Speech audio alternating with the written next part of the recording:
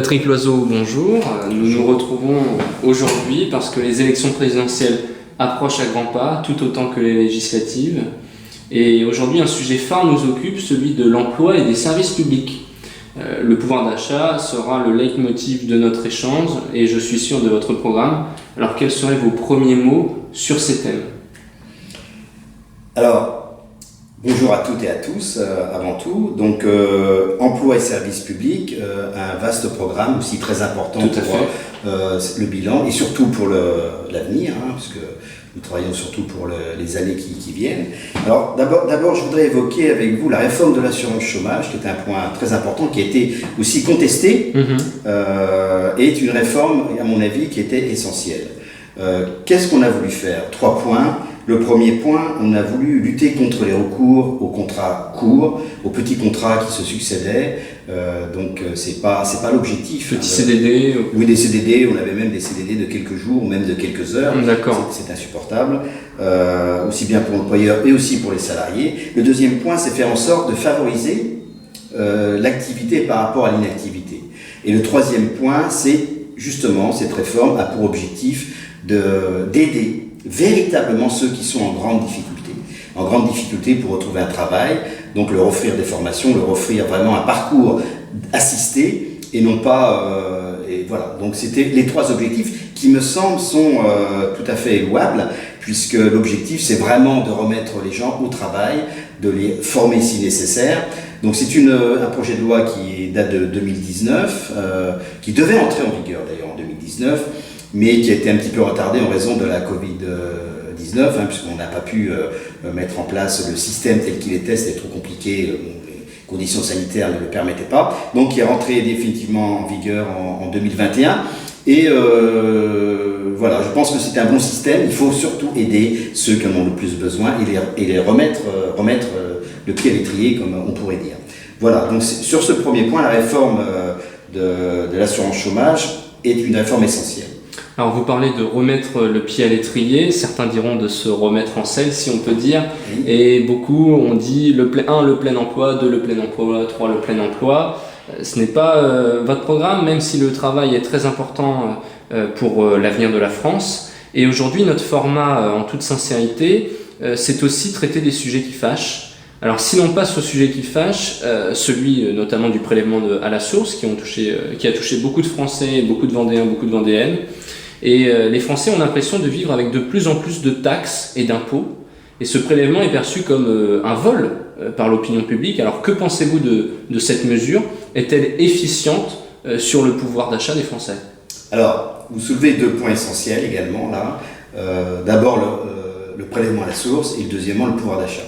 Le prélèvement à la source est un projet très ancien qui a été mis en place maintenant définitivement. Et en fait, on s'aperçoit qu'il y a eu très peu de plaintes, il y a eu très peu de difficultés dans la mise en place concrète. Et nous sommes rentrés dans une logique qui était déjà celle dans beaucoup de pays européens, où nous sommes ponctionnés, taxés, l'année où nous percevons les revenus. Donc c'est une logique imparable. Évidemment, ça n'a aucun impact. Ça n'a eu pratiquement aucun impact, je dirais même aucun impact sur le revenu des personnes. Et on est dans une cohérence totale de je gagne tant telle année, je paye la même année tant d'impôts. C'est une clarification et c'était attendu depuis longtemps. Beaucoup de gens pensaient que ça n'allait pas fonctionner. Et le système a fonctionné avec Gérald Darmanin qui à l'époque était aux commandes des comptes publics. Personne ne veut remettre ça en cause. Le deuxième point que vous évoquez, alors là c'est vraiment la préoccupation des Français et des Françaises, c'est le pouvoir d'achat. Le sentiment c'est que évidemment on n'a jamais assez d'argent à la fin du mois, mais la réalité est tout autre. Si l'on regarde toutes les mesures qui sont intervenues depuis maintenant plus de 4 ans, bientôt 5 ans, nous avons la suppression de la taxe d'habitation, nous avons la revalorisation du minimum vieillesse, la revalorisation de la prime d'activité, la revalorisation de l'AAH, nous avons également la baisse ou la suppression des cotisations sociales qui vont être transformées en CSG, donc une assiette beaucoup plus large. Nous avons aussi la possibilité pour les personnes qui le souhaitent, sans condition de revenu, de faire appel à des personnes qui font les ménages, etc., par le biais des crédits d'impôt.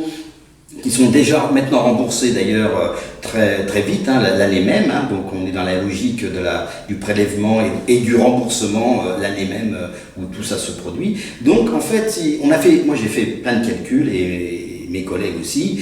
Dans tous les cas, les Français ont gagné en pouvoir d'achat au cours de ces 5 années.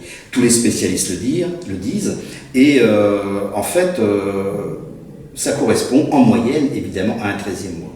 D'accord. Les Français ont gagné un 13e mois. Évidemment, tout le monde voudrait gagner plus d'argent, voudrait être plus à l'aise à la fin du mois, mais la réalité est celle-ci. Les chiffres sont là. Les chiffres sont là, toutes les simulations qu'on a pu faire le précisent, et voilà. Vous mettez bien en évidence la réalité du travail et la réalité de la rémunération pour nos citoyens et nos citoyennes. Et à l'échelle locale, Patrick Loiseau, vous êtes bien placé pour savoir que le logement, autre problématique, est l'une des 2 grandes problématiques en Vendée, après la santé.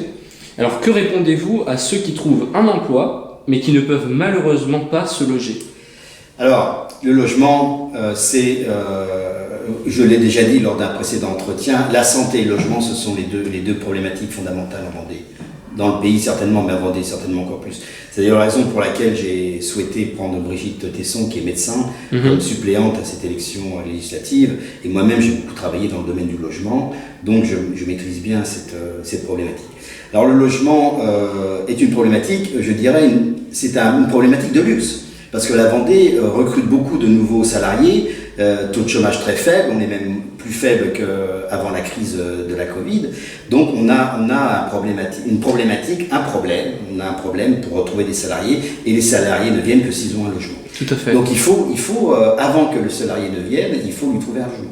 Et à l'évidence, et c'est clair partout en Vendée, et peut-être encore plus dans certains secteurs comme le Nord-Est ou même sur la Roche-sur-Yon, on ne trouve pas de logement en location et on ne trouve pas de logement acheté. Ou quand on vend une maison, 3 jours après, elle est vendue. Tout à fait. Avec des prix qui ont augmenté considérablement.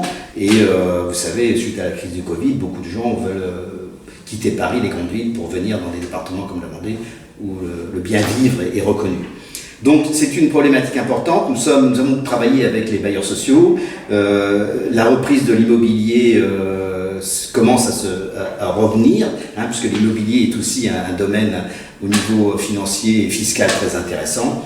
Et donc il faut continuer sur ces bases, mais on ne construit pas une maison en quelques mois, il faut des années, il faut un plan global.